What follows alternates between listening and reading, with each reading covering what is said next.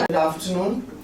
May I request our guests, Vani ji and Aniruddha, to please come on stage.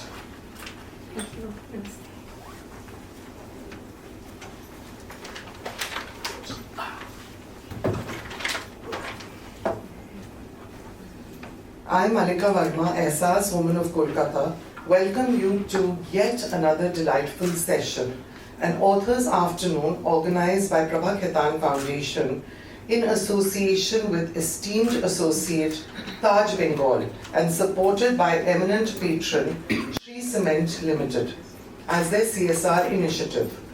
Today's rendezvous is with the eminent personality, author Vani Tripathi Tikoo. Notable film director Aniruddha Roy Chaudhary will engage in an exciting chat with the author on her life, interests and her debut book. Before the session begins, allow me to say a few words about the foundation. Prabha Khaitan Foundation, a non-profitable trust based in Kolkata, was established by eminent literature, culturist, activist, social worker and feminist, late Dr. Prabha Khaitan, back in the 1980s. Inspired by the golden philosophy of its founder, Karm Hi Jeevan Hai, or work is life, the foundation has charted a glorious journey of 40 years. Through book launches, authors meet stimulating panel discussions and literature festivals for veteran and child authors. The foundation encourages literature and Indian languages. Culture initiatives of the foundation showcase the heritage of Indian dance, song, music, performing arts and oral storytelling. The foundation also supports social welfare schemes for the underprivileged sections of society. Prabha Khaitan Foundation enjoys the noble patronage of Shree Cement Limited and the able support of associates, collaborators and SR's Women of India. Out of the bouquet of amazing initiatives, the flagship initiative of the foundation, an author's afternoon, is very, very special. An author's afternoon is a series of enchanting afternoons dedicated to English literature. It aims to inspire and widen the reach and readership of English literature to literary enthusiasts worldwide. I am delighted to introduce today's eminent guest, author Vani Tripathi Tikoo. Vani ji, an actor and a producer by profession, is one of the youngest ever members of the Central Board of Film Certification, popularly known as the Censor Board. She's been a socio-political activist and her campaigns and outreach programs have focused on encouraging women's participation in politics and bringing the youth to a universal platform that addresses issues including education, empowerment and employment. She has been closely involved in theatre, films and television, having worked on projects in India as well as abroad. As an actor, she has about 50 plays, 40 odd TV serials and 6 films to her credit. That's quite amazing. She currently writes on social issues related to broadcasting and content creation and was a part of the core steering committee for the International Film Festival of India, Goa, for the past 4 years. Conversationalists, our own Kolkata's Aniruddha Roy Chaudhary, who is also an award-winning film director. He is a recipient of 3 National Film Awards. He is a director and producer of multiple Bengali and Hindi films. He directed the highly successful Hindi movie Pink, which received accolades from film critics and movie lovers alike. Over to you, Aniruddha. A request, can we please have our phones on silent? So, Vani, I am prepared today. And Vani is a very old friend, a very kind-hearted artist, an actor who loves art, create film festivals, create opportunities for a lot of people who want to showcase their films and art and plays and stories, a storyteller. Thank you, Dada. And she's a great human being, that's the main thing. Yeah. Well, he's very kind and thank you so much, Dada, Tonida, Prabha Khitan Foundation, Anandita Di, Shwandip Ji, Shucharita. Shucharita is my editor who's here, very much a part of this journey. And আমি বাংলা বুঝতে পারি ভালো, বলতে পারি একটু একটু. So I'm back home. কি বলছো? I've done a lot of theatre in Calcutta. I'm the last batch of Ibrahim Al-Qazi students. And obviously Bengal. Shomadi is here. Thank you, Shomadi. She came, somebody I learned cinema and the craft of storytelling from all the lovely years of writing Shomadi did. Calcutta was always a city I loved coming to, because I think this city is about Kathavachaks. It is a city of storytellers. And we are a land of storytellers, every nook, corner of this country. I'm coming from Bhubaneswar. This book has taken a interesting organic journey. It's the 7th city that I'm in. Prabha Khitan Foundation gave me an interesting opportunity just day before yesterday in Bhubaneswar. I met Ehsaas women of Bhubaneswar, and amazing audience, which was there. We started in Delhi on 15th of February. The National School of Drama, my alma mater, literally co-hosted it. Paresh Ravalji, my dear friend, senior mentor, like a guru to me in cinema, did the reading. And Smriti Irani, my old pal, co-actor, she's a big minister now, launched the book. Then we were in Mumbai. We missed you that day so much. Everybody from the National School of Drama was there. Sudhir Mishra, Anubhav Sinha, Ketan Mehta, all my directors, people I grew up with, my gurus were there. And then we were in Chennai, and then we went to Pondicherry, Auroville, and Paledi Mahi, one of the most beautiful French heritage property in Pondicherry, hosted us. And I was in Bhubaneswar, and I'm here today. So I'm in the land of Kathavachaks. I should be talking more and more about telling stories, and this book is my first attempt. You are all veterans. I'm just taking baby steps. This is doing, a great thing among audiences and readers. Tell me something. How books and art and cinema influence you to write stories?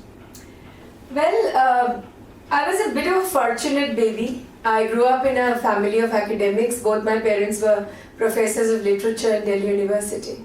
And I was the only child. Bit of a brat. Grew up in a whole atmosphere of books. And I used to tell my father, it's his birthday today, by the way. Oh. I lost him about 15 years ago, but he remains, blesses me from, above. I'm going to say this in Hindi. I used to say in chaste Hindi, Baba, अगर कभी घर में कोई चोर घुस आया वो कहेगा कबाड़ी का घर है. And I used to say, what? So the thing was, I grew up amongst books and storytelling and kitabein, kathavachan, and the whole environment of academia is what I grew up in. So I really knew nothing but storytelling, and theatre was an immediate extension of the storytelling narrative that belonged to my parents. My mum was also a poetess and a painter, and she was seen as an expert on the Chayavad period. Her PhD was Mahadevi Verma. And it was Mahadevi Ji's birthday yesterday, and I remember I was little. When she used to come to Delhi, sometimes she would also stay with us because she was close to my father. And I used to go and sit in everybody's lap, not even knowing how big these people are and how important they are. For me, they were friends of, or people who my parents, they were part of their lives, and this is how it happened. But at 13, a big change came. I went to Baba and I said, I'm very bored and I've read everything. So he looked at me and he looked at my vanity of the time, and he said, no, you haven't read everything. You have read most things that I gave you to read. So now is the time, go and explore yourself. What is the rest of that you need to explore and read? And I think that is where at 14 I started doing professional theatre. I worked with Barry John, who was one of my gurus. This book is also an ode to people like Barry, who spoke about theatre and education in India, where theatre became a tool for education and learning. And films, I think we were one household where theatre and cinema had an equivocal existence.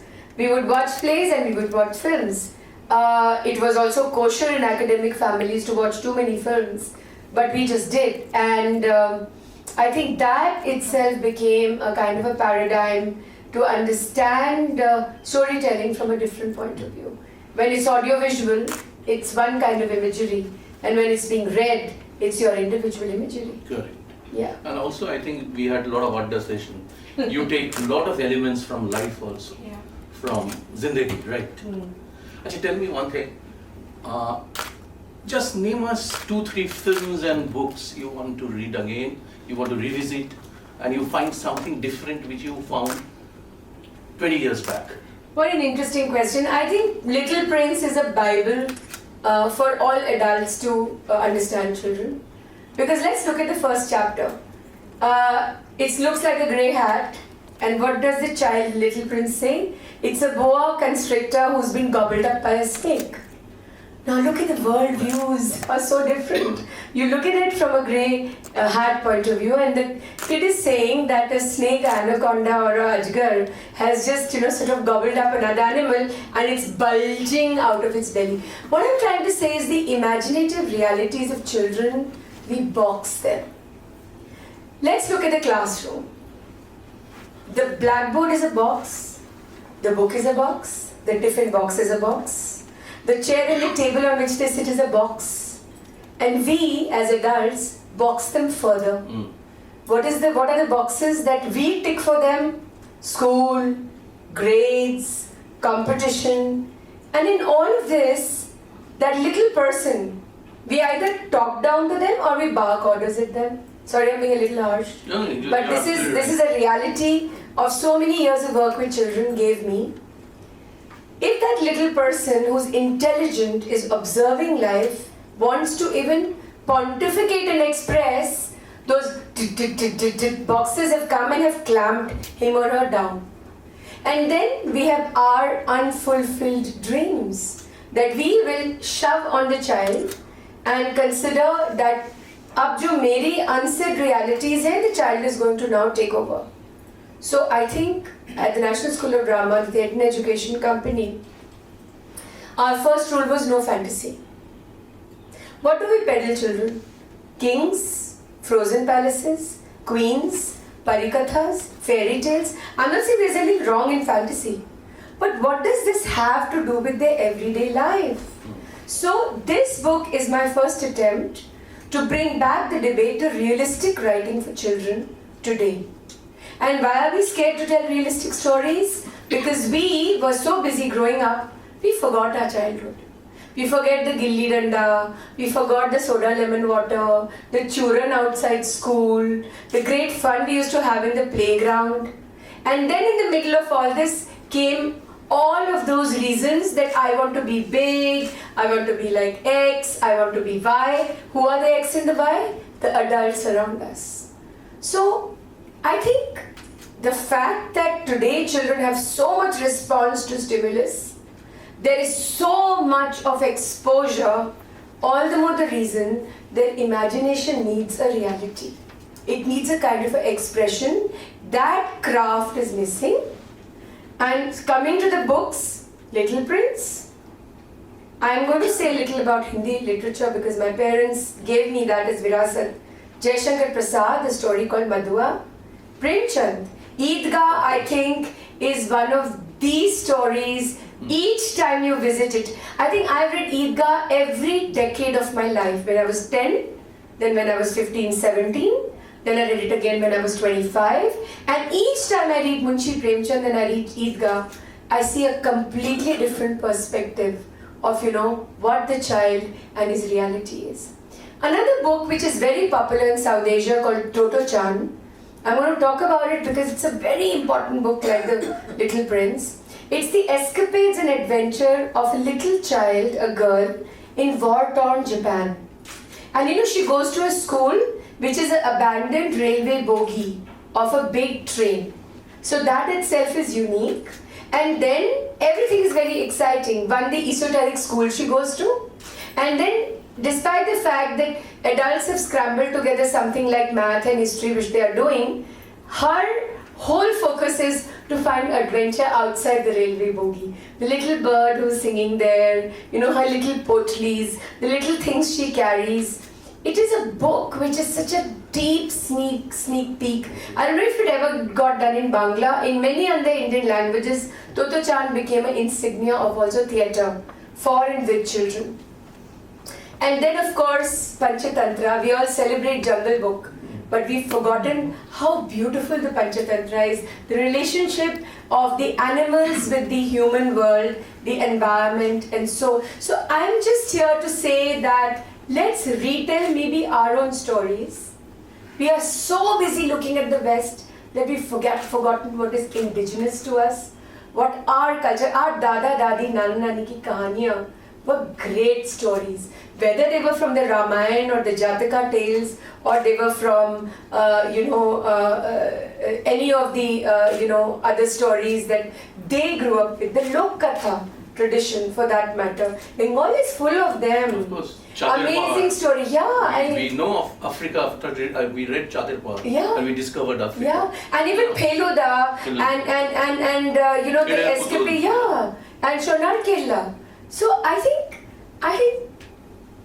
let's make a conscious effort for the next few years to bring back the tradition and the intrinsic storytelling of our own selves and give it to our children. Otherwise, it will be a lost battle, Dada. Absolutely. Who's going to tell them how it was? It is upon us. My father used to always say, people used to say, Vani is doing this, Vani is doing that. And he would laugh and say, it's upon you and it's upon her. That's the only thing that I know. Like between the God and the audience, really, there is no other conversation. No, it's a crisis I think we are creating, the elders. I used to do ad films, I went for a kid in a cricket academy, I saw one Bengali mother. আমার ছেলে কি তেন্ডুলকারের মতো square shot করছে everybody has to become a Tendulkar, everybody has to become a Aishwarya, right? Everybody has to become somebody. I mean, we used to participate in games, in theatres for the sake of participation. I want to do something where I can be there, but all of us, we have to win. It's so well said. I feel we should be part of things. Always we have to win or lose. And what is this lose. concept of winning and losing? Who will right? decide? Success and failure. If a grade on a report card is success and failure, then seriously, I'm sorry friends, shame on us. Because then those children, and that is the journey of this book. It's called Why Can't Elephants Be Red? That was the last play I did at the NSDTI company. It was called Lal Lal Hathi. It almost became my identity. My dear friend Nawazuddin Siddiqui, on his phone, my name is still Lal Hathi. So one day on the shoot, he says, "Zara mera phone dial karna." I said, "Tumhara phone mein kyun dial karungi?" "Arey karo na." So when I dialed, Lal Hathi was, blinking on the phone. The story was about a little boy who is very pisaddi in studies. He doesn't do well, but he's brilliant in art. And one day in the art class, he draws a red elephant. So the art teacher gets a little furious with him. Now he says, this is a bit much. Either elephants are black, or they are grey, or they are sporadically white. Now what is this red elephant? So the child rages a polite but a firm debate with the teacher when he says, your elephant is black. It's so good. Okay? I'm okay with it. My elephant is red. What's your problem? And then I pop out of the school bag in a red velvet costume and I actually go to the children and I say, can you see me? And they all say, yeah. I said, but that guy can't see me, the art teacher. So you know what the answer used to be? Because he doesn't want to see you. In red. which was about the imaginative world, those lovely universes and planets and those things that they have in their mind. And yet it's all about, again, the box. The color of the elephant has to be only this. Why can't sky be pink? Why can't there be clouds which are purple? And that became a reality. We performed it in Kolkata. We were at La Martiner, we were at Rudruda gave us a show, I think in Sealda, I still remember, and Salt Lake, and I think at Rang Mandir? No, Kala Kala Mandir. And again, the audience was not just children. They were parents, they were teachers, they were people who became a part of this debate, you know. And after the play, they would all come to the Lal Hati to me and later say, wow, this brought us memories of this parrot being, you know, blue. So I said, fantastic. So the point is that, again, the exploratory part of childhood, the inquiry, what is it? The curiosity, all of that is slowly vanishing, and we are the reason why it's vanishing. Remember, children are those sponges. They will exactly take what is happening. You know, my daughter, she'll be reading a book in a corner and I am screaming away something. Nothing will come out then. 2 days later, why were you screaming at it, auntie, mama? What auntie? What screaming? And then suddenly you remember that she was in a corner reading a book, but she was all ears to what was happening around her. So again, the point is that sometimes we need to take a step back. And Dada, the pandemic has shown us what it means to be together in times of peril. And this perilous time, you know, we need to really take some kind of education from. Of course. But unfortunately, in today's world, wanderers are losers. Well, again, the stigma of what is losing and what is not is upon us. We are the ones who are the definitive realities of constantly defining success and failure. Tell me one thing. What did the pandemic leave us with? It was a great equalizer in a very terrible way, but it was. How much money you had, aapka kitna rasuk tha, what kind of education you took, and what kind of a social paradigm you belonged to just completely vanished. Everybody was in it together, and even after that, if we were not to learn, and if we were still to go with the definitive boxes of the successes and the failures of our lives, then I think we're never going to learn. True, absolutely. I'll ask you something, it's very little, it might be a little personal, you know. I have read few scripts on this COVID-19. The void, the crisis between a husband and wife, they have started living 24 hours a day, missing somebody. How this germ came to your mind?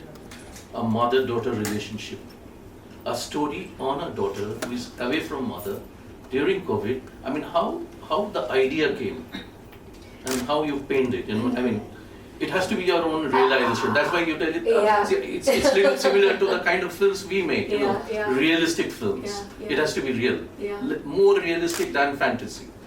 So the book had a twofold journey. One was Lal Hati that I shared with you. The other journey is of course very, very personal. I'm the only child, Baba's no more, and my mother is totally bedridden and she was ailing at that time. So I was in Delhi alone with her, and my daughter Akshara, who's the protagonist of the book, she was 2.5 at that time, Akku, she was with her father and my in-laws in Singapore. Singapore shut down and I couldn't meet her for 2 years. And those 2 years became the longest 2 years of my life. And these 12 people, these 12 stories are all real people. Each character is exactly how it was. These 12 people of a Kashmiri family that I am married into kept their lives on hold for my daughter. Initially, few months, I saw her on a mute in a video call because I thought it would be very traumatizing for her. First, she didn't understand how I'm in a phone, how I'm inside a screen. She didn't understand that for several weeks. When I got the courage to start talking to her, she would run up. We live in a duplex in Singapore. She would run up and think I'm upstairs and playing a prank on her. So she would look for me throughout the upper story of the house. Then she would come down and she would say, Mama, where are you hiding? Where are you? Slowly she started to understand that I had to be with her grandmother, her nani. And COVID, the word, we tried not using it so much because there was no definitive reality. We were living in such a time which was so perilous that one didn't know. And I was seriously in a vortex. Every single day in Delhi, in that horrible time, I was losing people who were friends, relatives, family, who didn't make it. And for me, to keep Amma safe, my mother safe, and to keep myself as a sole caregiver safe became a everyday reality. So these 12 stories are stories of that period. And we haven't taken a very morose look into it because nothing was morose around Akku. It was all fun and games, and these 12 people kept her humored, kept her distracted. They would tell her stories, sing songs with her. But in these 2 years, I got one window for 14 days. Could only go to a country where I would be permitted because India was debarred and Singapore shut down totally. And I had taken a vaccine which did not have WHO approval. So again, that 1 year just went past waiting for that moment when I would reunite with family. So those 14 days we went into another country. It was magic. She and I were like rubber bands, completely clinging onto each other. But the 14th day came and I knew it was time for her to go. And I was totally crestfallen, broken from morning. And I started howling, I started crying. She had to take this catamaran. They were going back to Singapore and my flight was later in the evening to come back to India to be with Ma. And I'm crying, and she's leaving with her father and she turns around like an adult. And she said, "Why are you crying? Huh?" And I suddenly stopped. And she said, "You are going to be with Nani." She used to call Khana Bappu, food Bappu. You're going to give her Bappu, you're going to give her medicine, you're going to make her well, and you're going to come back to me. What's the big deal? And in that very moment, she just empowered me and made me free of that guilt that I had of being away from her. And it didn't end here. She turns around to her father and says, "Papa, let's go, she'll keep crying otherwise, let's go." And she's just about 3. So this brought me to telling the story of this child and these 12 beautiful people. And that's why writing this book saved me, Dada. I would have gone mad. I mean, every single day was emotional turmoil to that level that I just did not know. And it came to a point where I couldn't see the future. I would just thank God every day at night that, okay, today we all remain safe and what happens tomorrow is all in your hands. And in those 2 years, I did realize the fragility of life. And a little child gave me the empowerment and the strength to just go on doing, which I was doing every single day like clockwork. So that's why elephants can't be read. And that is why, I just wrote the book. Brilliant. And you rediscovered yourself. I did.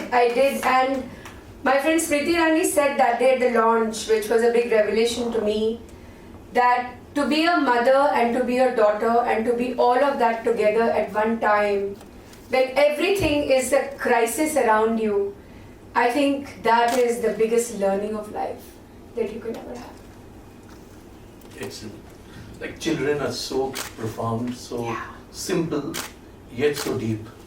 Yeah, and the depth of emotion, understanding, they are so tenacious and so tolerant as people. And that is what I say, that we constantly create complexes in our own minds about them. The complexities belong to us, not them. They are super honest, super blunt, and super pristine as far as realities around them. That's why their questions are things that we find difficult to entertain. Patience is one word which is amazing. And sometimes why are you asking me this question is a reality which we can't answer. If you will ask a child something, you immediately get an answer. Yeah. And they are extremely wise also. Yeah, so wise and so tolerant. I mean, tolerance is one word.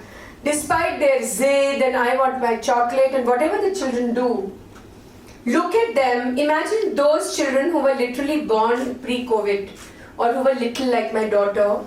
2 years of their childhood are looking at faces which they don't recognize after a whole year. Why I'm saying this? Singapore was open inside. So she was still going to her pre-kindergarten school. For a whole year, she saw a person who was her Miss Candice, her teacher, with a mask. She could only see two beady, beautiful eyes. After a year and a half, when the mask came off, all of them did not recognize their teacher. They kept looking at her, and when she came into the class, they were like, "Who are you?" And she said, "I am Miss Candice." And they said, "Really?" So obviously when the voice and when they started looking at the eyes, so these are extraordinary times for children.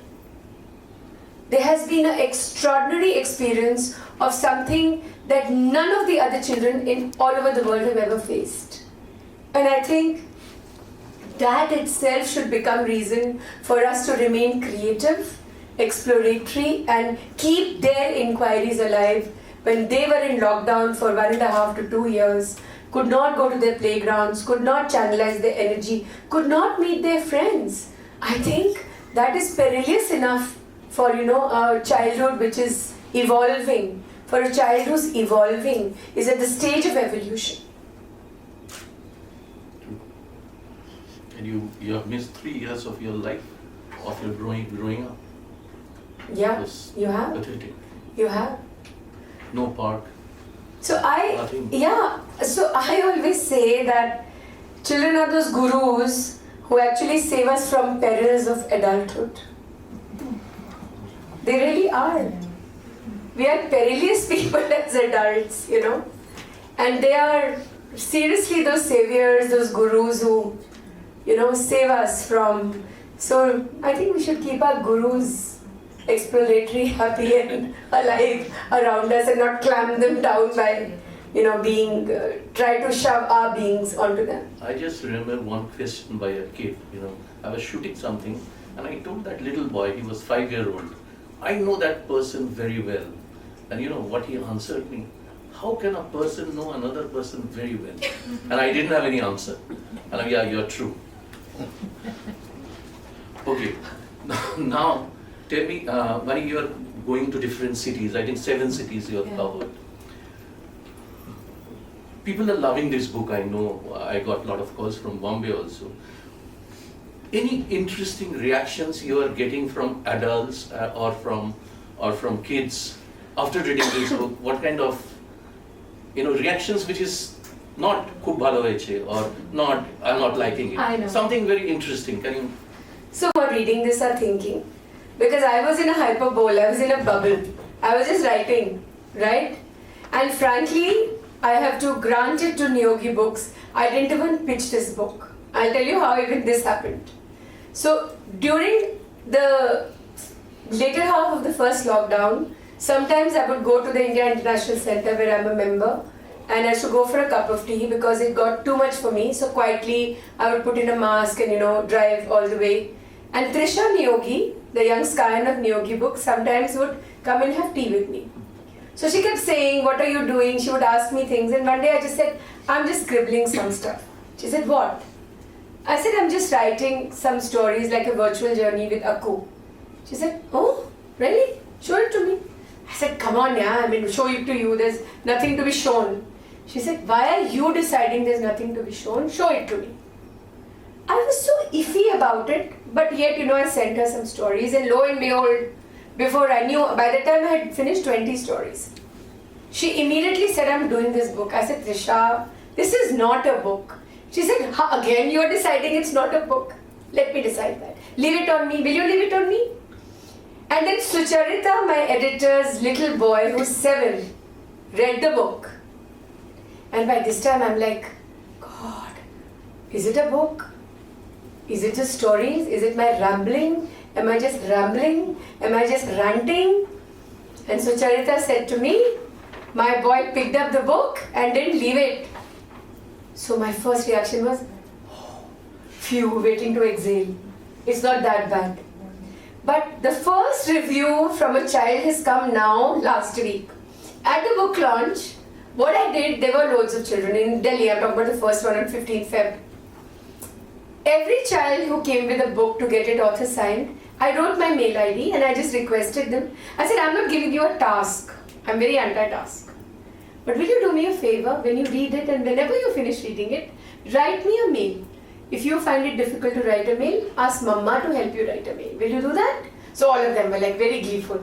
And I totally forgot, and they were gleeful, and I thought nobody's going to write. Last week, this little boy who's 9 years old wrote to me and said, and this is, Vani auntie, my name is Veer. You may not remember who I am. You must have forgotten me by now. But that day I came and got the book from you, and you gave me your mail ID, and I was busy with my final exams. So I'm late, so I'm sorry, but first line, where do I even start? This is my life. And I'm like, 2.5, 9, my life. Then I realized that most children have an amazing sense of relationship with the children and the ecosystem around them. Sucharita was just telling me an hour before when I landed here that he's constantly reading the book again and again, and the funny parts, the silly parts he likes a lot. Now in my mind, what is a silly part? I have no definitive reality to it. So I do know that I'm getting amazing reactions from children who are also telling me what the next book should be. They've already decided there will be a sequel. I won't let out too much because I really want all of you to read the book, but the last story is a cliffhanger. Of course it can be another book, maybe there will be another one, but it's fascinating to know. And the adults, of course, I haven't gotten ki bhalo reaction. They've also analyzed the book and written. So I also said to my friends, I think this is also a book for young parents or people who are around children, whether academics or people who work with children and have interest in them. And rest, of course, again I said, between the God and the audience, nobody knows. Once everybody's read it, I will, I think, get a better picture of what kind of exploration is happening with the book. So you have said in a lot of your interviews that Little Prince is a Bible, right? Can you explain that? Can you tell me? I mean, why you were saying this? What is there in Little Prince? I have read Little Prince, several times. That's also a very important book in my life. And also how your book will help the young adults, or the adults, to learn about the ecosystem of the children. So, the Little Prince, despite being fantabulous and about being various planets and universe, lot of, imaginary universe, is about the imaginative reality of his mind. And he's very extensive about it. He takes you into another journey of another world. As I said, the star, galaxy and the constellations, and how he describes it. And I think this is exactly what I have been trying to say, that children have a very deep sense of exploration of life, how they view it. Coming to my book, this is Akku's wide-eyed world at the adult world. There is a very famous food court outside a house in Singapore called the Newton Food Court. And those days she used to hang with a harness. This story is little before the pandemic. And I would take her around, and we used to tell stories about the fish and the crab, because the country is a sea island country, and there's so much sea life. And one day she saw this crab, in a tub swimming. So she got stuck there. And when I looked at the expression in her face, I thought, what must Akku be thinking right now? And I thought, she's thinking, this creature should be in the sea, why is he swimming in a tub? So, I think we have to start writing about, what the sense of childhood is as far as a child is. Which means, for example, in theatre, in a 35-year-old body, if I'm playing the role of a 6-year-old, either I'll be childish or I'll be childlike. I had a colleague who had a full beard, much older to me, Irfan Khan's Badge of NSD, and he used to play an 8-year-old in a play. And let me tell you, each kid in the audience believed that he was 8-year-old. His beard and his adult persona ceases to exist. because he's not being that means imitating a kid. He was exactly being how 8-year-olds are. Similarly, writing, if we will go back into the exploration part of our own childhoods, we will be able to create a sense of relativity. It's also about content, Dada. Are we writing enough films for children? No. Are we creating enough content for children? No. And they are the ones who are selling everything from a diamond ring to shoestring around us.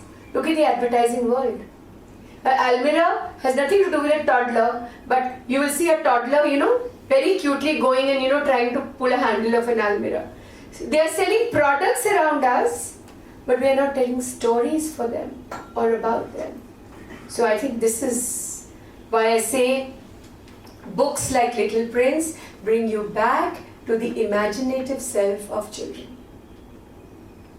But don't you agree that these tablets, iPads and iPhones, they are also taking away the imaginations? When we were young, we were taught a Bengali poem called Jol Pore Pata Nore Pagla Hatir Mata Nore. You understand that? Yes, I do. So we used to imagine of a leaf, of a tree which is swinging, and what is happening? It's raining. But abhi to sab dekh rahe hain. Now I am watching it on a tablet or in a phone. So where my Very imagination pertinent is going? question. How I am getting stuck. Very with this? pertinent question. Whose fault is it? So you want to distract the child, you will give the child a phone to play a game. 40 minutes later you will be screaming, yeah, screen time is over. And the child will turn around and say, you even take your phone to the loo. You can't do without this device. And you're controlling my screen time. The point is, we have stopped having a relationship, a creative relationship with our own children. We are busy people, we want to distract them, we want to keep them busy, and we've forgotten. My daughter goes to a school which has very long school hours, leaves at 8:30, comes back at 5 in the evening. But the moment she comes back, she wants to paint with me, and we sit down on the floor and we start painting. Mostly my phone is silent when she's around me. Seriously, my work starts at 9:30 at night. I work till wee hours of the morning. But that time with her, I try not to negotiate. Of course, I'm also making up for the lost 2 years. But we are responsible for lazy parenting. We don't want to keep those creative zones alive. We either leave the child with a grandparent, which is very nice because a grandparent will at least involve the child with something which will be giving in terms of knowledge and learning. And where is the fun part of learning? There is nothing wrong in a child understanding what the icon for YouTube is. But every day when the YouTube is put on and only then food is going in the mouth, whose fault is it? So we have to start looking at ourselves, Dada. We will have to start looking at what we are doing as parents. When we want to distract them, it's very easy to do that, and then take it back. It's all very jumbled up. And I know people who can't do without their phones. People used to smoke on the king's throne. Now I think smoking is substantiated by mobile phones. What I mean to say is that we have to bring back the focus on using time with our children creatively. Paint, sing music, do music, dance, do whatever, but spend time with the kid, and that is why the digital universe has become their best friends. Most kids in large cities, I don't know how it is in Kolkata these days, don't go to playground. They come back from school, they dump their bags and they are on the gaming console. This is scary. And it is not just scary. It will create a kind of a vortex which will be unshakable eventually. This will be, and those immersive realities are addictive. I'm not saying there's no storytelling there. There is tremendous storytelling there. But that storytelling is literally the vortex of the mind. You are getting more and more immersive. And then that immersion becomes their reality. They don't want to do anything with the outside world. They go to school like robots. They will have very clinical relationships with people because they want to just come back and go into that imaginary universe. And it is digitally imaginative, meaning it is another world which has immersed them to an extent that the real self then takes a beating. The sense of touch, the sound of rustling of those leaves, playing football, even if pushing each other and getting injured, all of that, Elements are missing. those elements have started to get amiss. So we have to become aware. Remember, it's not their fault. It is what we let them create and what we create around them. That becomes the superficial reality of their lives. True. There are not much children's films are also happening. There is no Safedati now. There is no Shonar Kella now. Yeah. It's. I think we are also avoiding children. We are. We are not thinking of Because we don't want to make stories. It is easy to make stories which we consume, and because they're sitting with us. Also, what happened during COVID? Whatever was in the palm and was personalized viewing became collective. Families started sitting together in front of those large screens, bored to death. Initially, it was very irritating. No, everybody didn't want to see each other's face. They were very irritated with each other. Oh my God, to be with you 24/7, yee. And then that became another reality that collectively, whatever was being watched in private, we slowly even forgot the age-related classification. I'm not in my CBFC hat here, but they were watching adult stories with us, violence, crime, because we were watching them. They were watching it too, and everybody was doing it as a collective. So now suddenly Netflix and Amazon and OTT platforms is a new reality, which is the adult reality for a child. And I wish they were. So couple of them are doing something. If Chota Bheem is a global property today, it makes us proud because it's a story of a boy from a village in India. And even if he has superpowers, the story is intrinsic to our culture. And there are people who are trying to make the change, but not enough. Filmmakers don't find it easy to make films for children because, again, writing for children, then producing for children, then financing, and so on and so forth. I think it's a collective decision we will have to Yeah, take. the problem It's a legacy we have to leave. The problem is, previously we used to say that this is a lovely film. Now we say that this is a 100 crore film.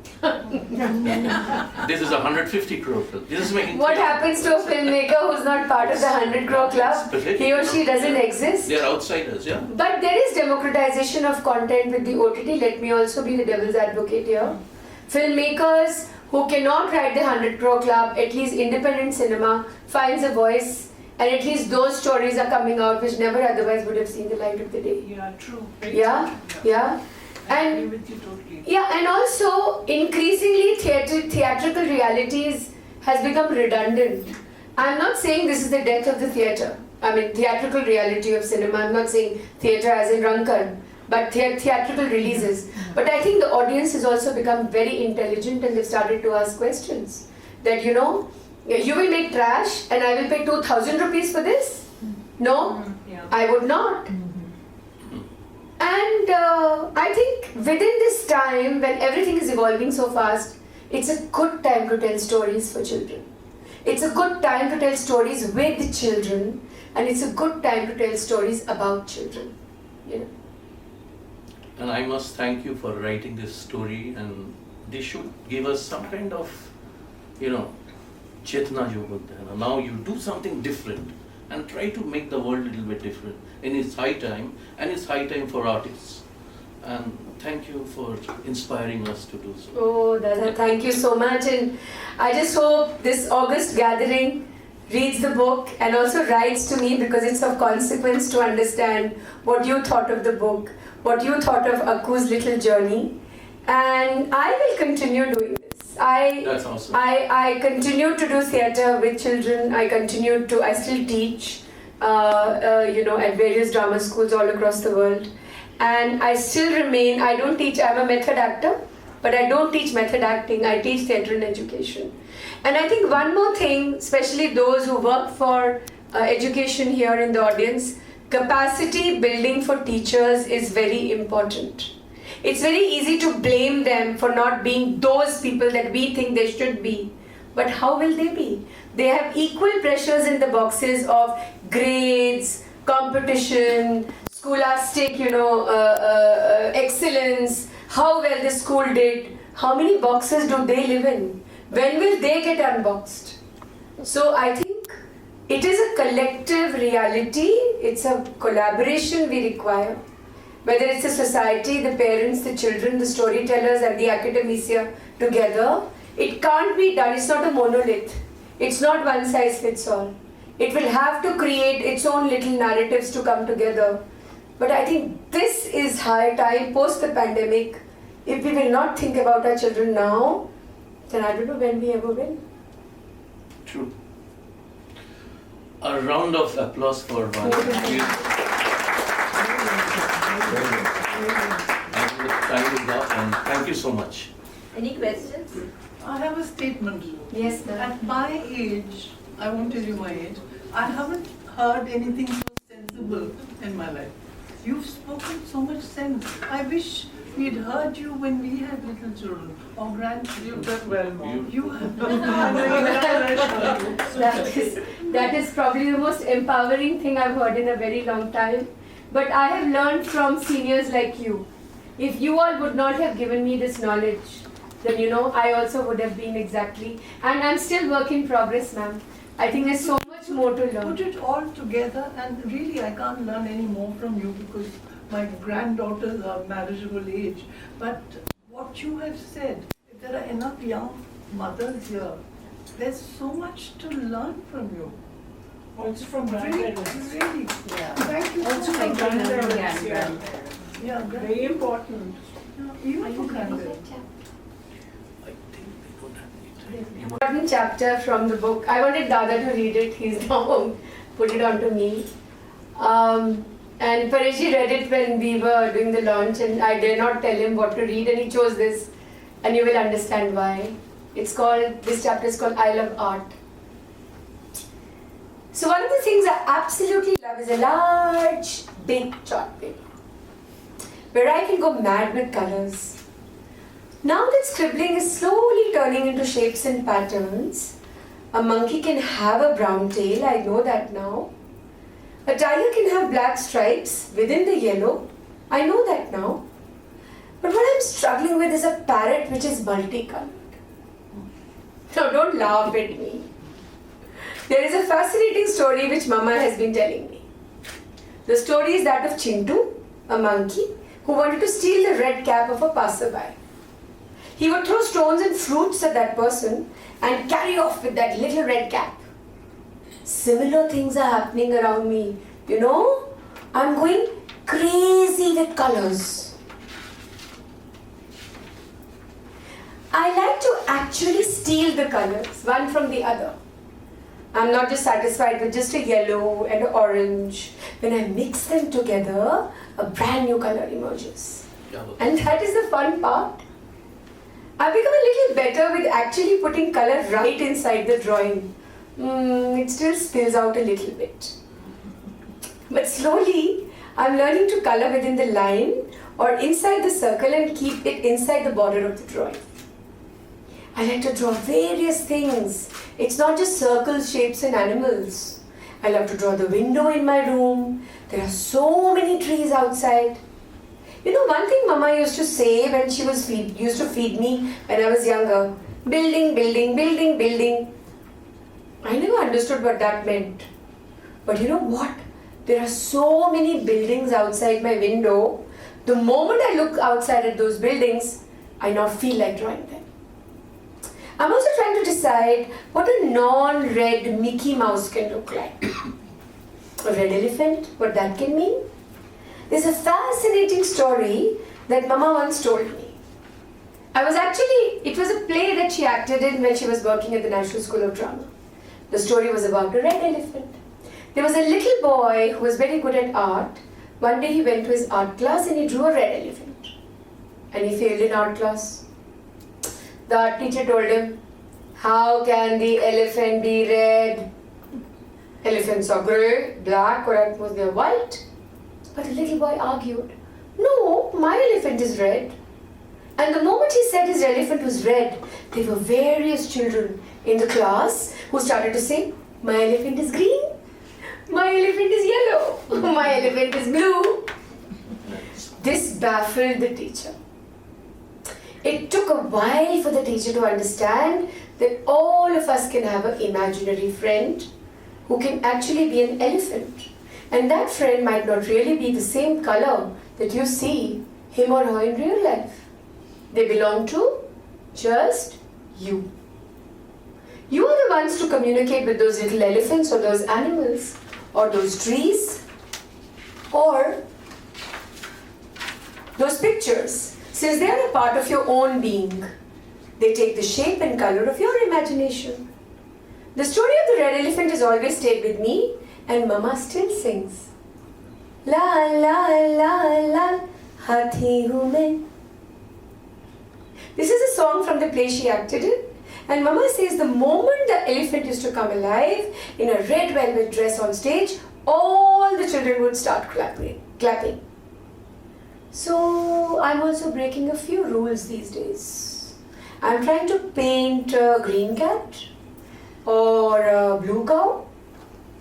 Well, that is really wonderful to me, and what is close to me is most precious to me. So remember one thing, never lose your imagination, because before you know it, there will be other people who will start defining it for you. Thank you.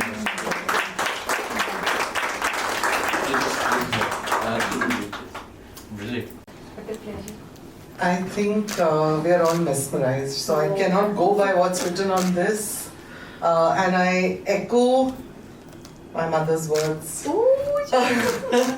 She's 85, I'm 55, and I have daughters who are 25 and 27. But I think you spoke for all of us here.